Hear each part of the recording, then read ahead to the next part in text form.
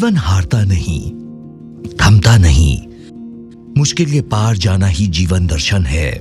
जरूरत उस चेतना की होती है जो संघर्ष का हौसला दे, सही राह दिखा दे।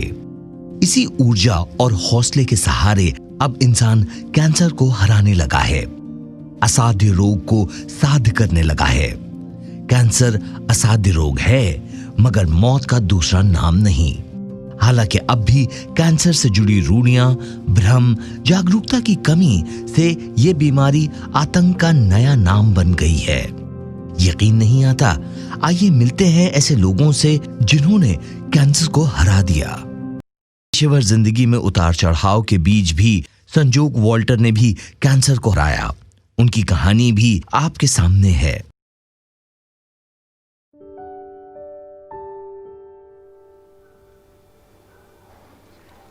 नमस्कार, मेरा नाम संजोग वॉल्टर है और मैं एक कैंसर सर्वाइवर हूँ। कैंसर मेरे शरीर में कब प्रवेश कर गया मुझे नहीं पता, लेकिन इसको डिटेक्ट 2015 में किया गया। 2015 के नवंबर में ऑपरेशन हुआ और उसके बाद मेरी दुनिया ही बदल गई। अब हाल ये है,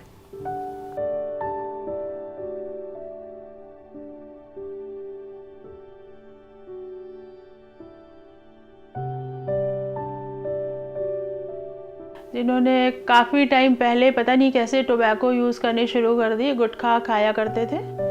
मीडिया लाइन में तो शायद एक ये भी बात हो सकती है कि बाहर लोग मिलते हैं तो मसाला एक बहुत इजी अप्रोच होती है। नाइट ड्यूटी करता था, रातों का राजा कहलाता था। जो लोग मुझसे मिलने आते थे वो मुझे एक पान मसाला या 2 पुड़िया मुझको थमा दिया करते थे। मैं उस पान मसाले को खा के जागता था। मुझे लगता था कि मुझे बहुत एनर्जी लेवल मेरा बूस्टअप हो रहा है। किसी के भी मना करने से उन्होंने कभी नहीं छोड़ा मसाला, कभी नहीं छोड़ा। यहाँ तक कि बच्चों की कस्में खाई, अच्छा आप नहीं खाएंगे, फिर भी खाया। फिर मेरे एक दोस्त की डेथ हुई। मुझे खबर मिली कि उनका देहांत हो गया है और मैं उनके घर पहुंचा। तो मैंने जब उनके परिजनों को रोते विकलते देखा तो मेरे दिल को दर्द हुआ और मुझे डर लगा। उस डर के नाते मैंने पान मसाला खाना छोड़ दिया। पर वो काफ़ी टाइम से ले रहे थे, इस वजह से वो बीमारी कहीं अंदर डेवलप हो गई थी।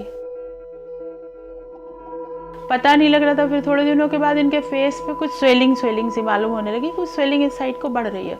तो LFT कराई, LFT भी ठीक निकली इनकी, उसमें कोई प्रॉब्लम नहीं थी। फिर वो पूछते थे, बताते ही कुछ नहीं थे कि इन्हें क्या फील हो रहा है, दिखाने जाते नहीं थे। फिर इनको खुद से जब लगा कि कुछ ज़्यादा हो रहा है तो ये तैयार हो गए जाने को। डॉक्टर साहब ने इनको देखा, कहा नहीं ये तो कुछ गड़बड़ लग रहा है हमको। तो थोड़ा हम लोग डरे। उसके बाद में हम लोग गए, बायोप्सी की रिपोर्ट आनी थी 22 अगस्त को। रिपोर्ट ली तो रिपोर्ट पे पॉजिटिव लिखा हुआ था, ग्रेड 1। जब लिखा था तो बहुत हालत एकदम शॉकिंग ही था। कैंसर का नाम सुन के अजीब सा लगता है।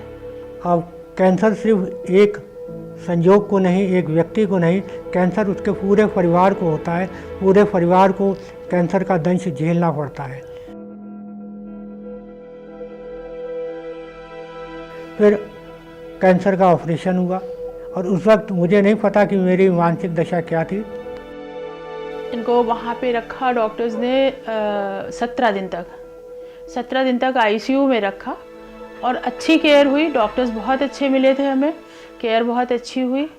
और फिर इनकी हिस्टोपैथोलॉजी की रिपोर्ट गई। आफ्टर ऑपरेशन जो सैंपल लिया गया था वो रिपोर्ट गई, वो लोहिया से कराई हम लोगों ने। डॉक्टर ने कहा लोहिया कराइए, हम लोगों ने लोहिया से कराई।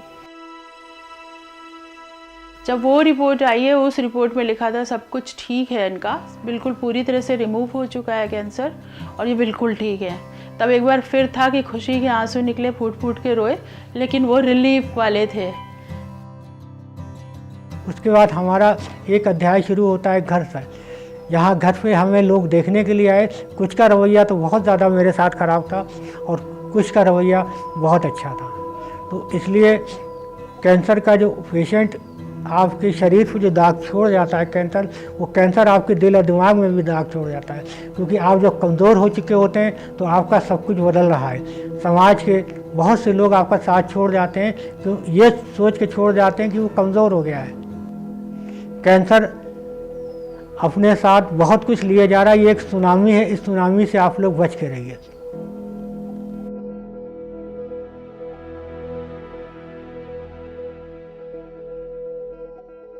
कौन कहता है कि आसमां में सुराख नहीं हो सकता?